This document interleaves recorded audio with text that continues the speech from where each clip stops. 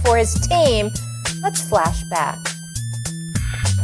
One could easily argue that when you look at the Dallas Cowboys, Dak Prescott is the weak link. What we have been lamenting is whether or not Dak Prescott can be that dude when it really, really counts, because we're still waiting after all of these years. You just brought up Cooper Rush. Right. All right, and how his QBR is 10 points higher in the same amount of games. That's an indictment when you're a star quarterback who's got paid $95 million over the last 2 years. Okay. What, man? Go ahead, man. Floor's yours, man. Molly, what do I want to know? Yeah. Is Dak the weak link for the Cowboys? No, he's not the weak link. No, not at all. What they did the first 2 games with him back when they went 2-0, they did not do against the Green Bay Packers.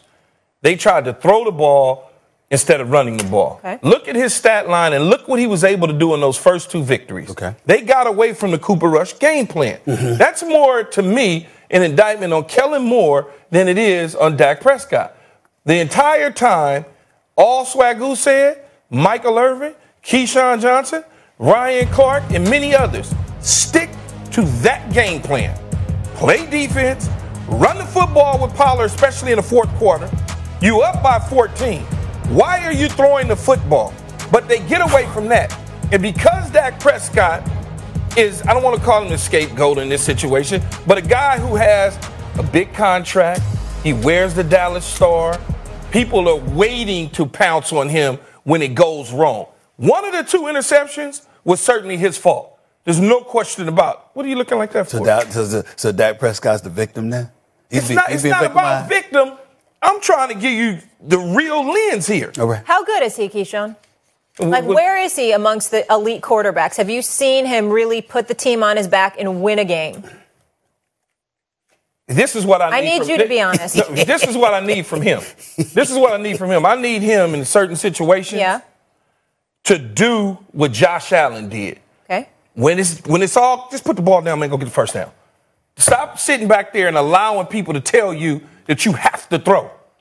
Josh Allen said, you know what? And that when they went into overtime, Josh Allen said, let me put this football down and get these first downs and run. Mm-hmm. For some reason, Dak Prescott, I feel like, to me, has gone back to this whole notion that he needs to be a passer instead of using his ability to escape. On third down, though, what I would say, and anybody that played the position of no football, on third down, he throws a strike to CeeDee Lamb.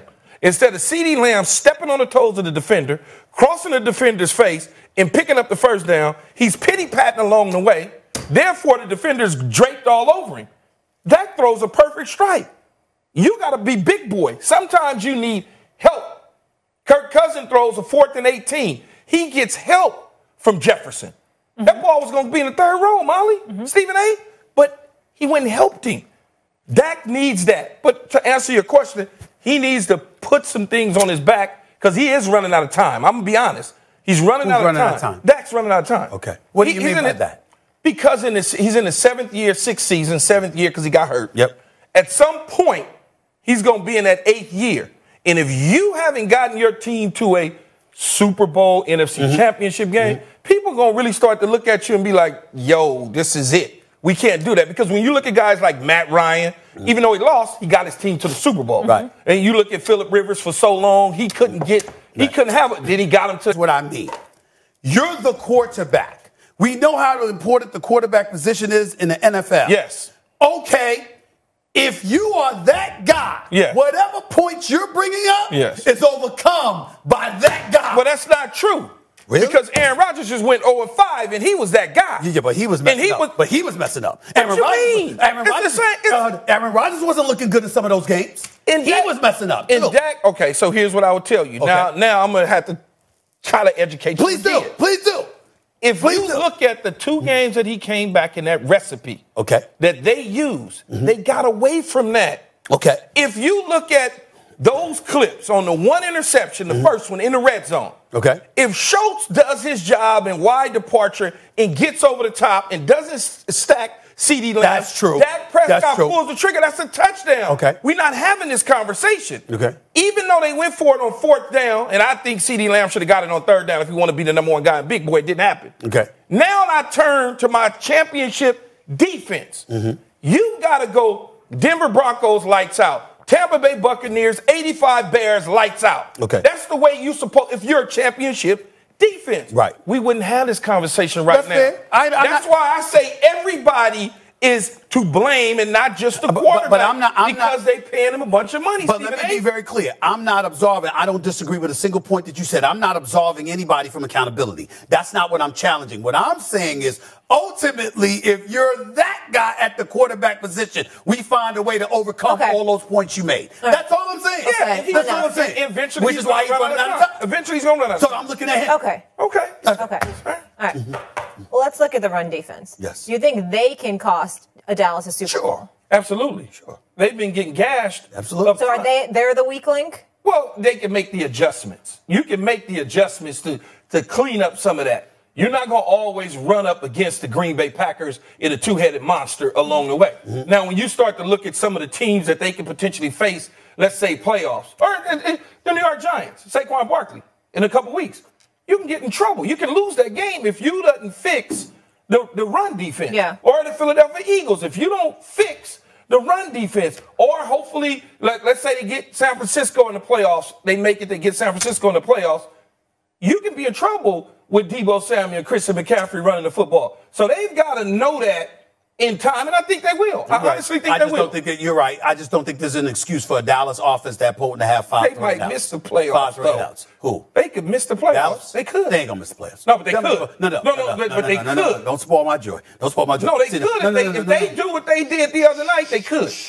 We want them to go into the playoffs with momentum and for Cowboy fans to have their hopes high with expectations before they crash and burn. That's what we want. Make Molly happy and make her think that the Giants really gonna do something. That's all. Yeah, okay, I got you. I don't care. The Giants are 7-2. That is a lie. You do care. You do care. Major lie, huh? They're 7-2. You care. That's all I'm saying. What did you expect? Did you expect them to No, but all we're saying is that you care. Abel's done a tremendous job, just like Jim Moore has with UConn. If they get to the playoffs, don't do that. We care about ratings. We care about ratings. You ain't gonna get no ratings talking about UConn football. You hear him? He watched UConn. Stop that. All I'm saying is the only thing on TV at the time, though. There we go. That's true. That's true. I'll leave you alone. Jerry Jones was actually asked about some of the comments that your Lieber brother, Jerry Jones, was asked about some of the comments that you made yesterday on the show. Yes, that Stephen A. Smith made. Would you like to hear his retort? I do. Lord. Okay. Big Jerry. Oh, Jerry. I might need to get tuned in with any of his latest. I run hot and cold on him. I think you're going to be cold. Yesterday he said Jerry Jones has not gotten his money's worth out of Dak Prescott. He could be this team's weak link. What would you say back to Stephen A? I can say that's not correct. The strength that I look at of our chance to win a championship is Dak and his leadership at that position. If you were constructing the possibility of competing for a Super Bowl, I would start on this team. I would start right there with Dak. Okay, I want to start this by he said he runs hot and cold on Stephen A., and I just really can relate to him. So we just shared a moment there because, Jerry, I understand how you feel. Now, as for the rest of his comments. First of all, let me say this. What was that? What would that radio say? That 105.3. You know what it is. 105 fan. Let me tell y'all something. Let me tell y'all something out there. You can't divide me and Jerry. You can try. You can't divide me and my Lieber brother. It ain't gonna work. Now I understand Jerry Jones got to take that posture. He's got to take that posture. But he's the one cutting that check, not me. He's the one that's been waiting for a Super Bowl championship, not me. He's the one that doled out $95 million over the last 2 years for that quarterback, not me. So he can take that position and y'all can listen to exactly what he's saying. And I'm not saying he's lying, but what else is he supposed to say? Is he supposed to sit up there and say, in Rush, I trust? I don't care about Dak Prescott. Is that what he's supposed to say? 105 a fan? Stop it. The fact of the matter is Jerry Jones is going to take the posture that he's going to take because he has no choice.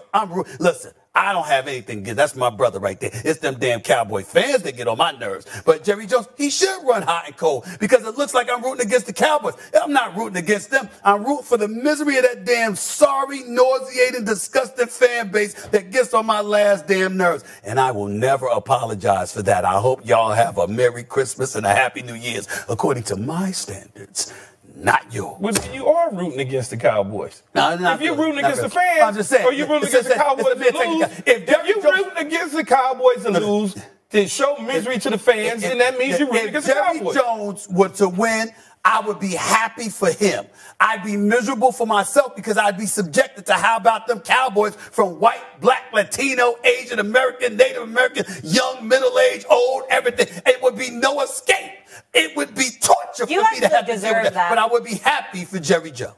I would be happy. Yeah, but you rooting against the Cowboys. It's all good. I'm not rooting. Listen, I don't have anything against the players. I don't have anything against the team, and I love my man Jerry Jones. It's them damn fans that get on my last damn nerves. Like, they make me sick.